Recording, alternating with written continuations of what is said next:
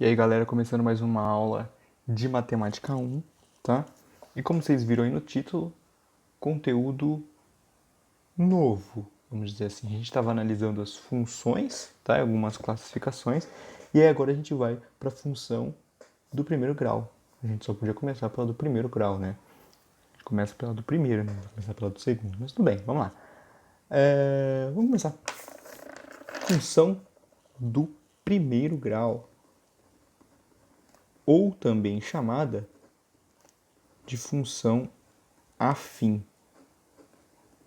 Função afim. Tá? O que é a função do primeiro grau? O que é a função do primeiro grau ou a função afim? Tá? É uma função que tem um formato específico. A formato? Que formato? O formato daquela lei que determina a função. O formato da lei. Qual é o formato da lei da função do primeiro grau? Vai ser assim, ó. Vermelho. Nossa f de x, nossa função, vai ser igual a ax mais b. Sendo que o a pertence aos reais, só que ele não pode ser zero. E o b pertence aos reais. E aí ele pode ser zero. Ok? E é isso. Tá? O a aqui, ele acompanha o x. Ok? Então o a é o termo que acompanha o x. Então o termo que acompanha o x não pode ser zero. Pode ser qualquer outro real. Por que ela é chamada do primeiro grau? Ela é chamada de função do primeiro grau porque esse x aqui ele está elevado a 1. Tá? Nosso próximo conteúdo vai ser o x elevado ao quadrado, que vai ser a função do segundo grau. Então a gente fala que o grau da função, tá, vai ser determinado aqui pelo expoente maior que a gente tiver da nossa variável, que no caso é o x. Então por isso que essa aqui é a função do primeiro grau, tá? E aí o formato do gráfico, a gente já viu na aula passada, né? Um exemplo, sem vocês saberem. E nos exercícios também, a gente chegou a ter alguns desse naipe. O formato do gráfico vai ser uma reta, tá? Então ele vai formar sempre uma reta. A mais simples que a gente viu lá, que a gente chegou a ver na outra aula, é quando o f de x é igual a x. Ou seja, o y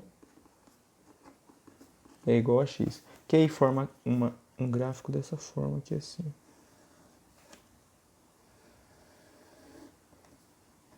Sendo que aqui é o y, né? Aqui é o x. Vai formar um gráfico assim.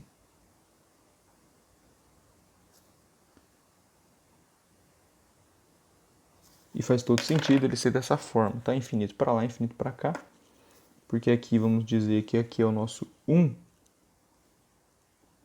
para o x, é o 1 para o y, certo? Tanto é que isso aqui era o espelho lá que fazia a função inversa, lembra?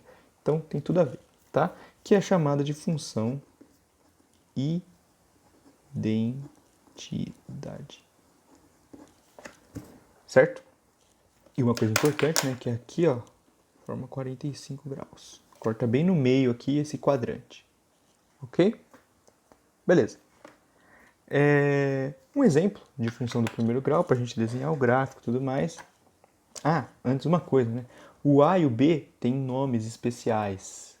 O A é o... eu não sei porque que eu fiz dessa cor preta. Coeficiente. Por que eu fiquei triste com a cor, tá? Porque eu queria dar um destaque, porque isso aqui é uma coisa interessante, é uma coisa importante. O A é o coeficiente angular.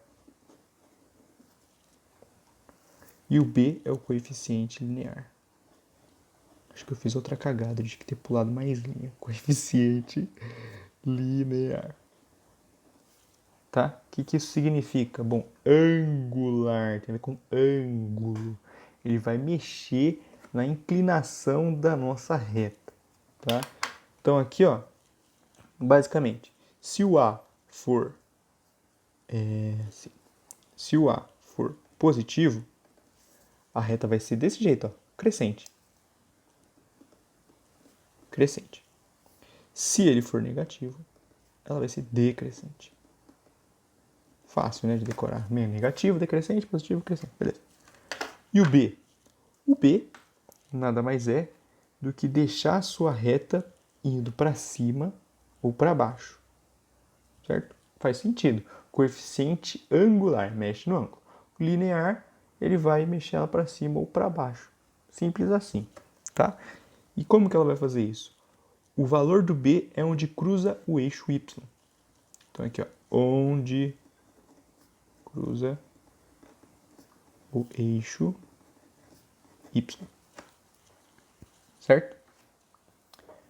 Beleza. E aí agora, para vocês terem uma noção melhor disso daqui... Não, antes, espera aí. Antes, vou desenhar aqui meu gráfico. Como ficaria o gráfico dessa função aí que a gente está vendo? Tá? Aqui. Que função? Ainda não dei o exemplo. Pelo amor de Deus. Tô maluco. Exemplo. Um exemplo. Y igual a 2x mais 1. É o calor, gente. O calor tá me deixando meio doido. Bom, o que a gente consegue localizar aqui? A gente consegue ver que os 2 é o Azinho e o 1 é o Bzinho. Tá? O que isso significa? Que a gente pode prever? A gente pode prever que o 2, já que ele é positivo, ele vai fazer a reta ser crescente. Isso é uma coisa que a gente pode prever. E outra coisa que a gente pode prever é que ela vai cruzar o eixo Y no 1. Tá? Então aqui,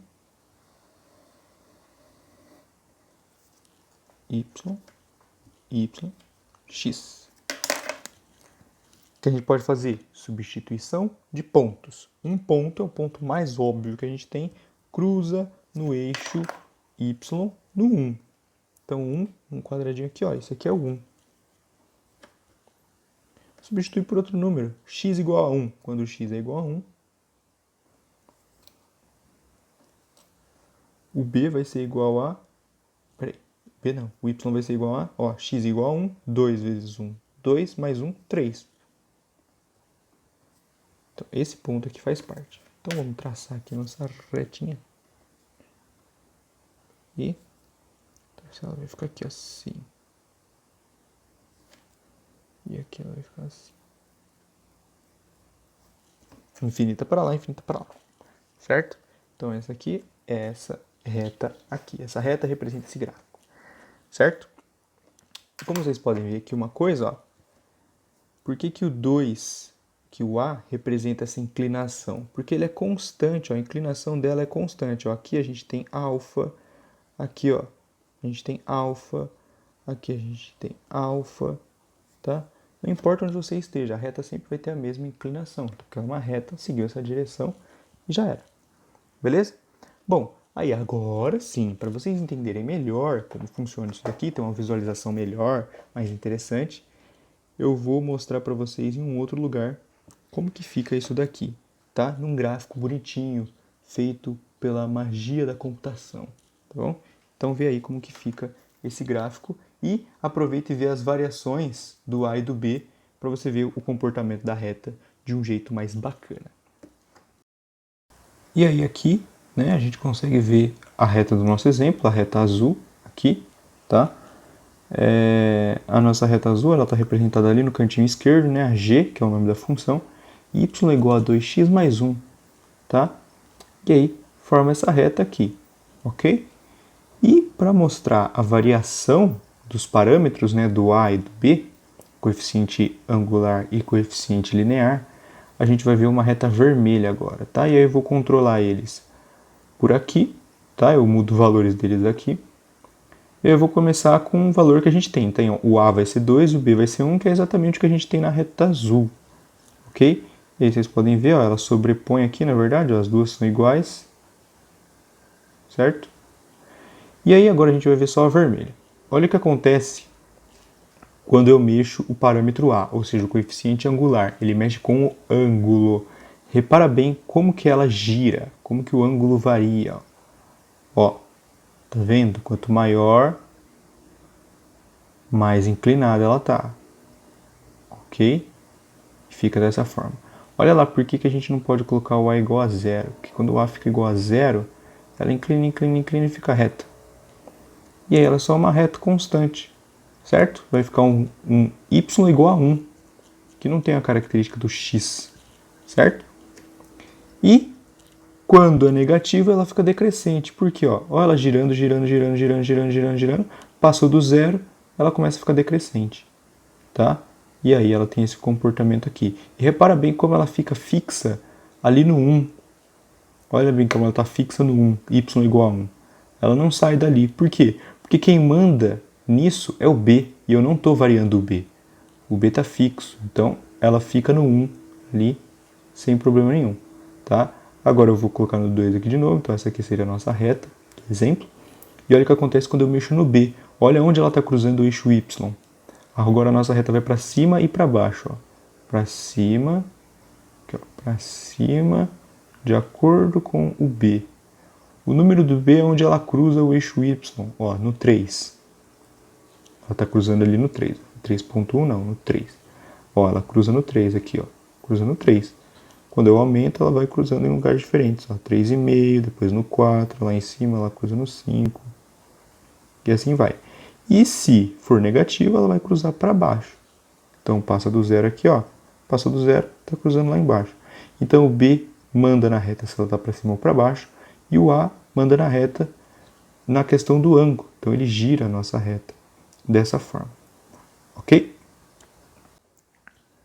Bom, então você viu aí, tá, o comportamento da reta. Uma coisa que fica interessante da gente analisar aqui é que esse 2 aqui, ó, uma coisa de analisar bem interessante, na verdade.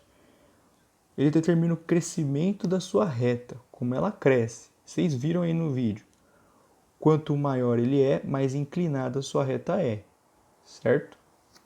E aí, quando ele fica negativo, ela fica decrescente, porque ele manda nesse crescimento. É ele que altera o meu x. Eu entro com um x, ele faz uma conta no x, e aí esse carinha aqui, o b, ele está sempre constante. Tá? Se você ver aqui, ó, eu sempre vou ter o quê? O dobro do meu x, mais um carinha. Então, ó, olha bem, quando eu estava no x igual a zero, ela cruzou no 1.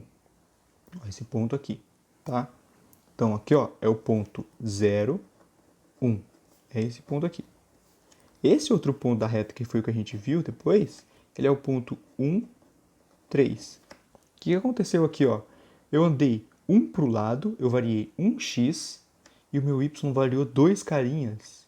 Ó, meu y variou 2 carinhas. Por que ele variou 2 carinhas? Porque o b era constante. E aí ele só duplicou o meu 1. Se eu ando mais uma casinha aqui, ó, no 2, ó, x igual a 2, eu vou ter o meu y aqui, ó, que é igual a 5. Andei 1 para o x e 2 para o y. Por que isso está acontecendo? Porque aqui está escrito 2, tá? Esse aqui é o ponto 2, 5.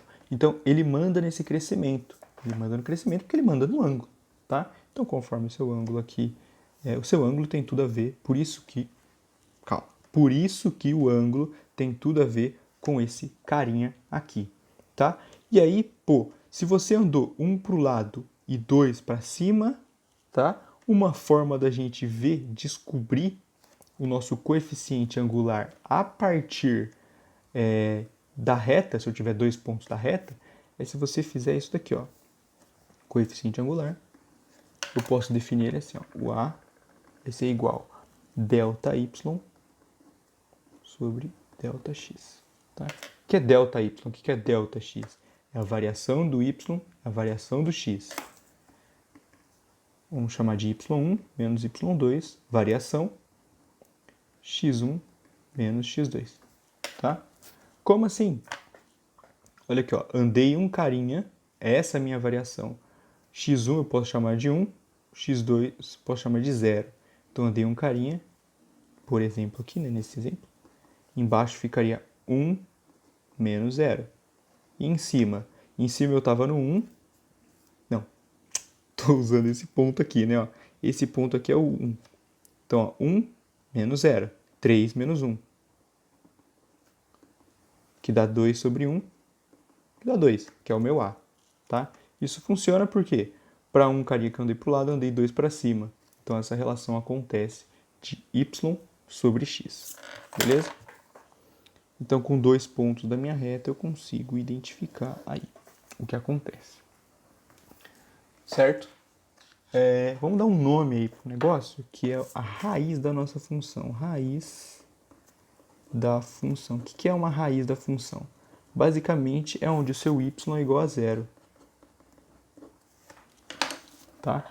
Onde o seu y é igual a zero é a raiz da função. Então, seguindo o mesmo exemplo, tá? Y é igual a 2x mais 1. Qual que é a raiz dessa função? Y é igual a 2x mais 1. A raiz dessa função é simples. É só a gente substituir y por zero que a gente encontra a raiz da função. 0 é igual a 2x mais 1. Ou seja, né, eu vou passar o menos 1 para o outro lado. Menos 1 é igual a 2x. Agora eu vou dividir por 2. Então vai ficar que menos meio é igual a x. Ou seja, para o meu y ser zero, o x tem que ser meio. Então a raiz da função é o meio, tá? Raiz de f é menos meio. Então aqui é exatamente, ó, onde o y é zero. Onde que o y é zero? Aqui. E aqui, ó, é o meio, ó. Um quadradinho é 1. E aqui está na metade. Então aqui é o meio. A gente pode chamar a raiz da função também de onde cruza o eixo x. E aí, para quem gosta de decorar a fórmula, e eu não gosto, o que a gente fez aqui, ó? A gente pegou 0, depois fez o b, só que o b ficou negativo, e dividiu pelo a. Então a gente pode dizer que essa raiz da função, né, vai ser menos b sobre a. Isso aqui é a raiz da função.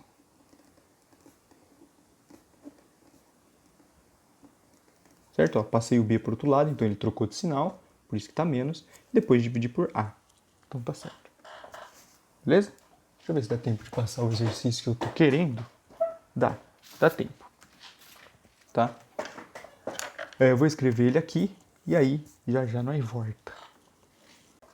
Bom, então para finalizar aqui, né, um exercíciozinho da VUNESP. Vamos lá. A poligonal ABCD da figura adiante é o gráfico de uma função f, cujo domínio é o intervalo de menos 1 até 7. Faz sentido, né? O intervalo. O domínio tem que ser o x. Sabe-se que AB é paralelo a CD e BC é paralelo ao eixo x, tá? Então, ó, essa curva nessa reta e essa reta são paralelas e BC é paralela a x. Nessas condições, f de 7 menos f de 4,5 é igual a, tá? Então, qual a alternativa aí? O problema é o seguinte, f de 7 é quanto? Né? Ele não deu essa informação. F de 4,5 muito menos, né? 4,5 está onde? Aí na nossa reta. Vou localizar aqui o 4,5.